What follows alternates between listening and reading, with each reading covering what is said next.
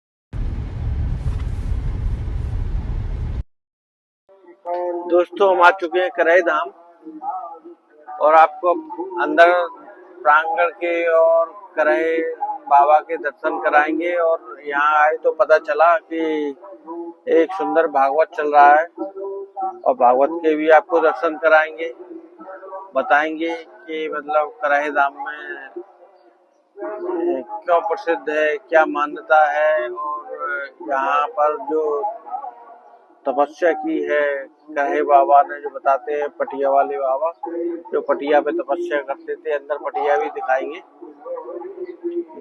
चलते हैं फिर। हम आ चुके हैं करह धाम की। ये मेन रोड है जो अंदर मंदिर के लिए रास्ता गया हुआ है। सामने आपको प्रवेश द्वार दिख रहा होगा।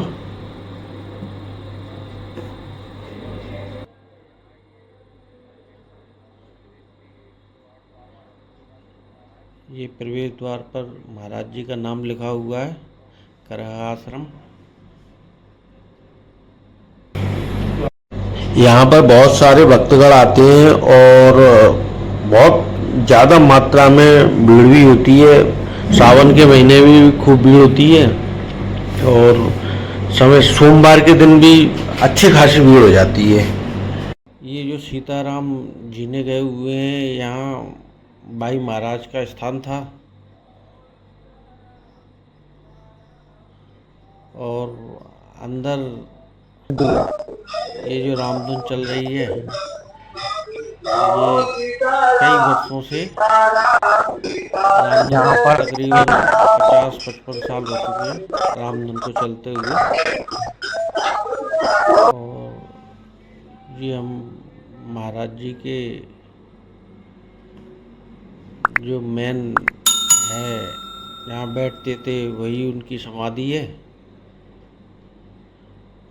महाराज जी की तस्वीर लगी हुई है और समाधि के सामने यहीं बैठ के वो आशीर्वाद देते थे। बाद में यही उनका सब कुछ हुआ और अंदर महाराज जी की मूर्ति लगी हुई है। जो उन्होंने कहा था कि नहीं मत करो वीडियो का, तो हमने नहीं बनाया, लेकिन महाराज जी का ये समाधि स्थल है। महाराज जी यहीं बैठा करते थे। फिर बाद में सब गांव वालों ने मिलके इसको बढ़िया बना दिया। महाराज जी की खड़ाई रखी हुई है, पटिया वाले महाराज जी की।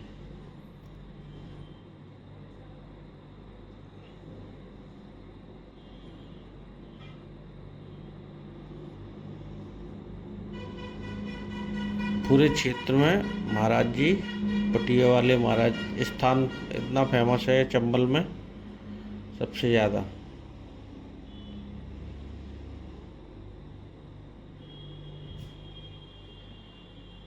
और ये जो आपको बरगद का पेड़ दिख रहा है, ये महाराज जी के हाथों का लगाया हुआ है। महाराज जी ने पेड़ लगाया था तो अब विशाल बरगद का पेड़ हो गया है और उस पर पक्षी और लोगों के लिए बैठने के लिए।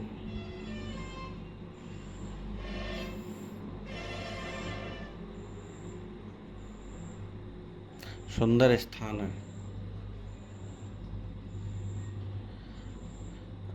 मंदिर के अंदर चारों तरफ हरियाली हरियाली।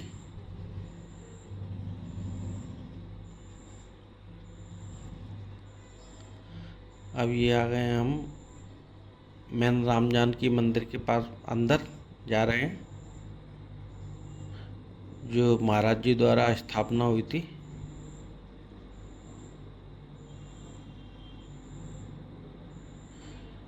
ये चपटिया वाले महाराज जी की फोटो लगी हुई है, और उनके बाद जो भी महाराज हुए हैं सबकी फोटो लगी हुई है। बीच में सिद्ध बाबा विराजमान है। महाराज जी को ये सिद्ध बाबा दिखाई दिए थे, और सिद्ध बाबा ने महाराज जी को प्रेरणा दी सपने में, तो उन्होंने यहाँ तपस्या चालू की।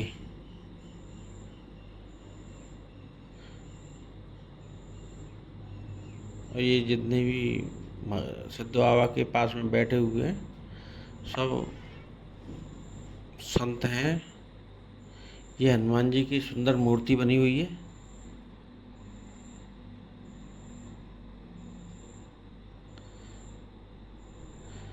दोस्तों, ये जो कुआं हैंडपंप लगा है, अंदर बावड़ी बनी हुई है। मान्यता ऐसी है कि मतलब इस बावड़ी में अगर आपको कुत्ता काट ले या कुष्ठ रोग या चर्म रोग है तो इस पानी से नहाओ और इसको पियो, तो उससे क्या है, कुत्ता का काटने का फिर इंजेक्शन नहीं लगवाने पड़ते।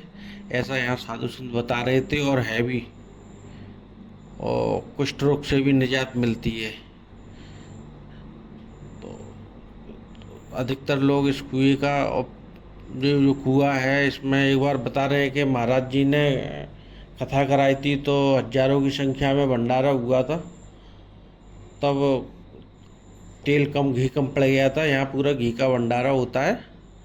घी कम पड़ा तो यहीं के पानी से निकाल के फिर पूड़ियाँ सेकी गई, बाद में डाल दिया गया था। ये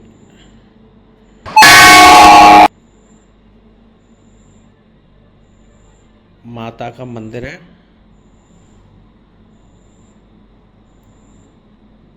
और सुंदर मूर्ति है अंदर।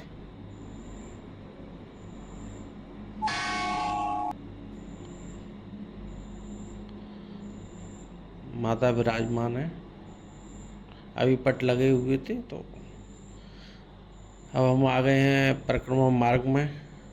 1.5 किलोमीटर की परिक्रमा मार्ग है। 1.5 किलोमीटर होगी या 1 किलोमीटर, लगभग ऐसे ही है।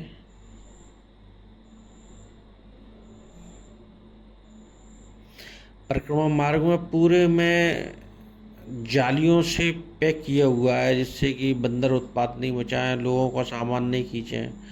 और जालियों को काफ़ी टाइम हो गया है, तो ऊपर पूरी बेलों से ढक गई है।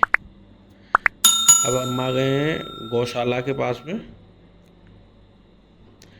उधर गौशाला बनी हुई है। लगभग अभी बता रहे थे, महाराज जी मिले थे जो वहाँ पुजारी थे, उन्होंने कहा कि लगभग 500 गायें हैं।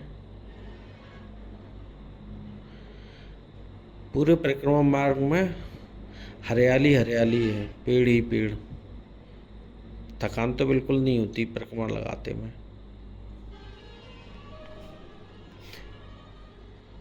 मोर बहुत हैं यहाँ, चारों तरफ मोर ही मोर। मतलब हर 10 कदम पे तुम्हें 2-4 मोर दिख जाएंगी।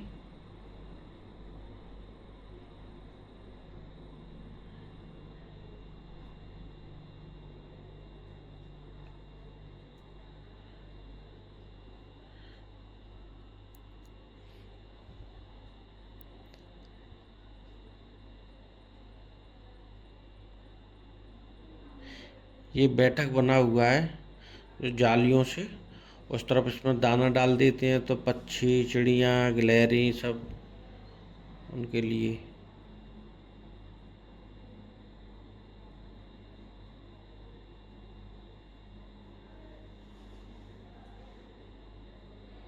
पूरा हरियाली से सजा हुआ है।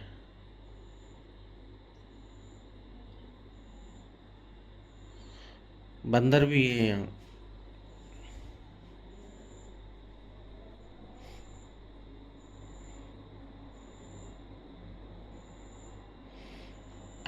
देखो मोर खड़ी देख रही हैं। कैमरा लगा दिया तो मोर फिर देखने लगी, दाना चुग रही हैं अपने।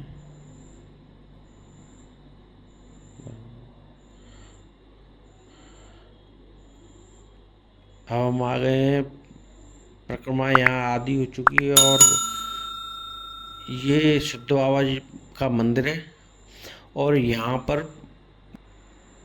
महाराज जी ने तपस्या की थी। इन महाराज जी जो बैठे हुए, हमने इनसे पूछा तो उन्होंने बताया ये जो गुफा दिख रही है आपको, तो इसी गुफा के अंदर बैठ के महाराज जी तपस्या किया करते थे। और काफ़ी साल तक इन्होंने यही तपस्या की।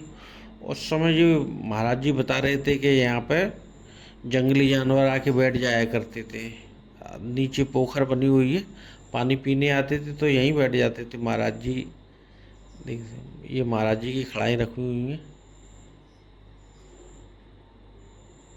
संत दर्शन करते हैं। ये ज्योति जल रही है, अखंड ज्योति हमेशा जलती रहती है महाराज जी की। ये जो सामने दिख रहे हैं आपको, ये सिद्ध बाबा हैं जो महाराज जी को दर्शन दिए थे सिद्ध बाबा ने। और इन्हीं सिद्ध बाबा की प्रेरणा से फिर महाराज जी ने यहाँ तपस्या चालू की। और फिर उसके बाद फिर महाराज जी कहीं गए ही नहीं, पूरे जीवन भर यहीं सिद्ध बाबा की सेवा में लगे रहे। और समय समय पे सिद्ध बाबा उनको दर्शन देते थे। आज भी बताते हैं कि सिद्ध बाबा घूमते हैं।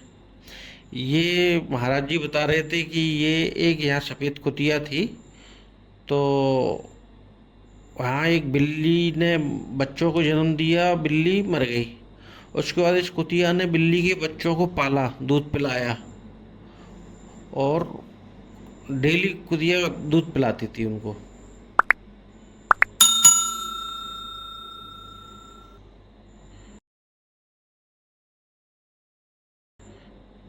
ये करई धाम का चंबल का सबसे बड़ा कड़ा है। इसमें खीर बनती थी। इसमें लिखा है प्राचीन कड़ा, स्थान करह।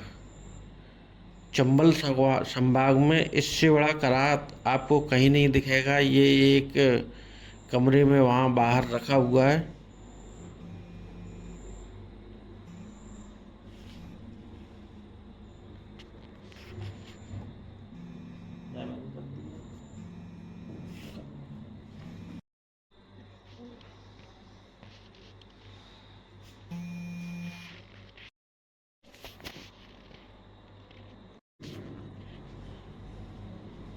दोस्तों अब हम पहुंच गए हैं जहां कथा चल रही है। अयोध्या जी से महाराज जी आए हुए हैं, तो हमने सोचा कि अब अयोध्या जी से महाराज जी की कथा चल रही है तो उनसे आशीर्वाद लिया जाए। फिर हम महाराज जी के पास में पहुंचे, उन्हें बताया तो उन्होंने हमें आशीर्वाद दिया।